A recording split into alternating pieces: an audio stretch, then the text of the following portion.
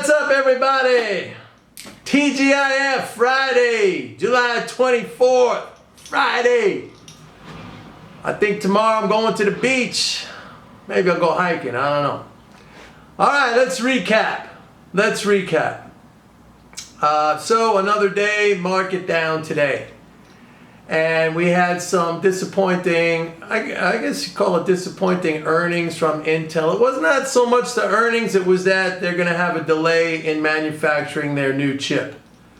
So we had that going on. Big pullback in Tesla. You had to know that was coming because all of those Robinhood accounts were piling into that thing a couple of weeks ago. I want to talk about something, and that is they're printing money. They're printing money. No, they're not. I took a look at the latest Fed balance sheet comes out every Thursday, yesterday, right?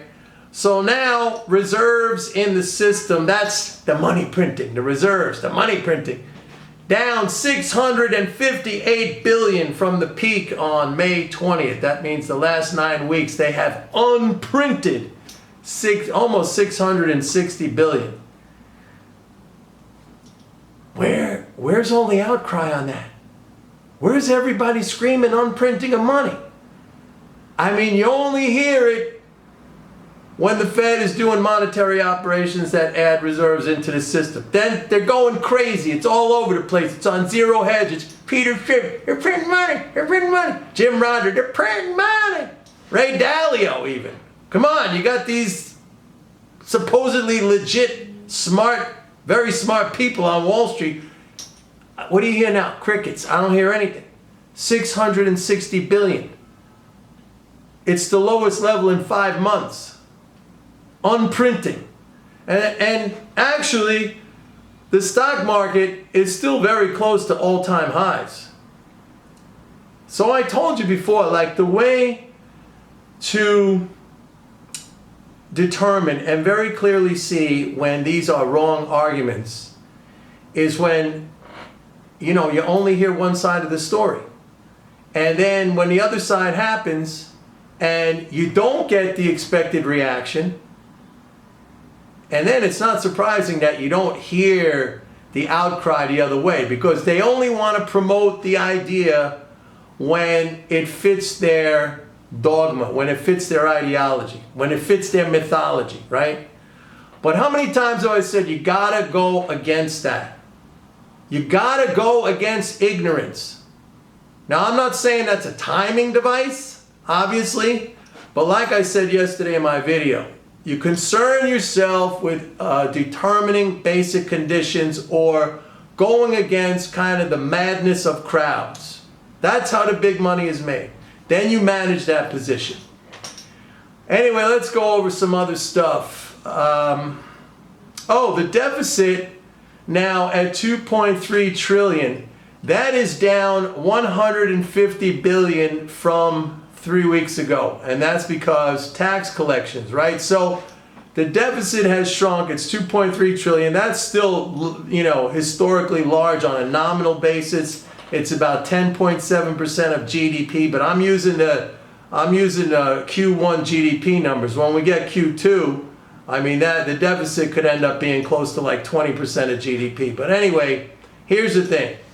When you shrink the deficit, that's the same thing as saying you're shrinking the savings of the non-government, right? I've explained this. There's only one way for the non-government to save, and that is for the government to dis-save. In other words, for the government has to spend more than it takes away in order for the non-government's balance to go up.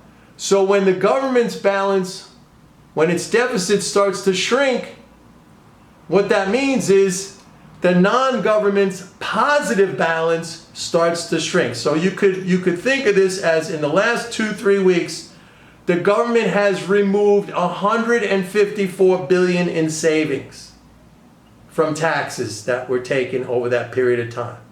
I mean, there's still a lot out there, and the reason why personal savings are so high is precisely because the government is running such a huge deficit, but now they're starting to shrink it.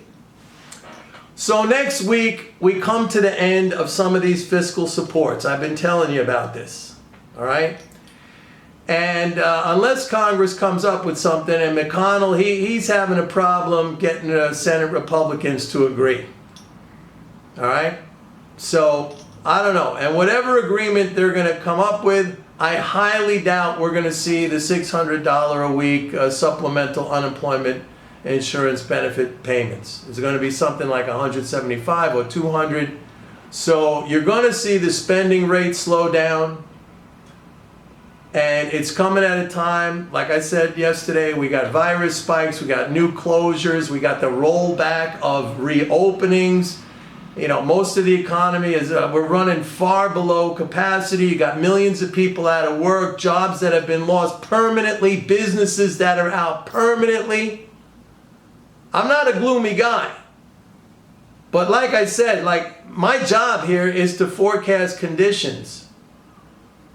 And so I call it like I see it. Now the stock market is correcting as I said it would. I believe we're still in the early stages of this correction. Now I look at the numbers every single day, and if I see something that starts to look a little bit positive, I'll let you know. I mean, I just took a quick glance at the latest banking data for the week ending July 24th, and again, we got a contraction in credit card and revolving credit loans.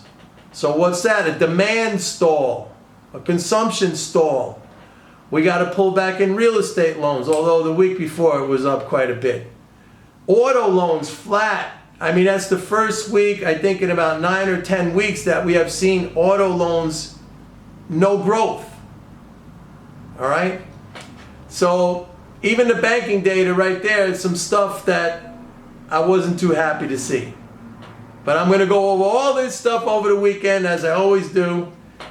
And I'm going to come out with my report on Monday.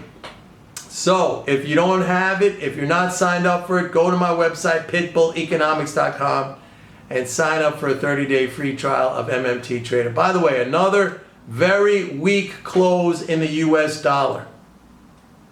All right, the dollar's downtrend has resumed. This is a long-term downtrend. I've been telling you this for a long time. The rally in 2018 to early this year, you know, based on the trade war is bullish for the dollar and this and that. No, that was all portfolio flows based on a flawed understanding of what was going on. I mean, eventually, maybe the tariffs will lead to a positive trade balance for the U.S., and then we might see a fundamental turn in the dollar's trend. I don't know. It has not worked so far. Anyway, all the links are right here in the description below. If you're not a subscriber to this channel, please subscribe. Have a great weekend, everybody. See you on Monday. Bye-bye.